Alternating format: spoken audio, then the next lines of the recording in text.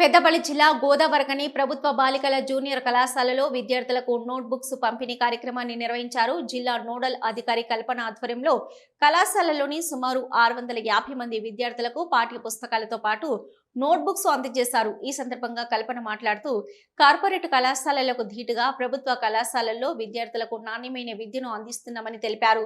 CM Revanth Reddy సూచనల మేరకు జిల్లాలోని 14 ప్రభుత్వ జూనియర్ కళాశాలల్లో విద్యార్థులకు అవసరమైన అన్ని వసతులు కల్పిస్తున్నామన్నారు. జిల్లా వ్యాప్తంగా ప్రభుత్వ జూనియర్ కళాశాలల్లో సుమారు 4000 మంది విద్యార్థులు విద్యను అభ్యసిస్తున్నారని తెలిపారు.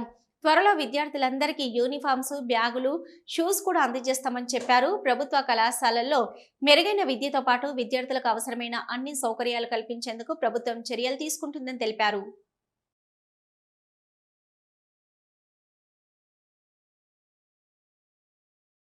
మా ఇంటర్మీడియట్ మొత్తం మా జిల్లాలో 14 కళాశాలలు ఉన్నాయి, ప్రభుత్వ కళాశాలలు. దీంట్లో కళాశాలల్లో విద్యార్థుల సంఖ్య పెంచడానికి మేము సమ్మర్ నుండే విద్యార్థుల వద్దకి వెళ్ళి మా కళాశాలలో విద్యాబోధన ఏ రకంగా ఉంది, సౌకర్యాలు ఏ రకంగా ఉందని వివరించడం జరిగింది. దానివల్ల విద్యార్థులు కూడా కళాశాలకి ఎక్కువ సంఖ్యలో జాయిన్ కావడం జరిగింది. గతంలో కంటే కూడా ఈ సంవత్సరం ప్రత్యేకంగా ప్రభుత్వం మిడ్ డే మీల్ ఏర్పాటు చేయడం జరిగింది. స్కూల్ వరకు ఉండేది గతం వరకు, ఇప్పుడు దాని ఇంటర్మీడియట్ కూడా ఎక్స్టెండ్ చేయడం జరిగింది.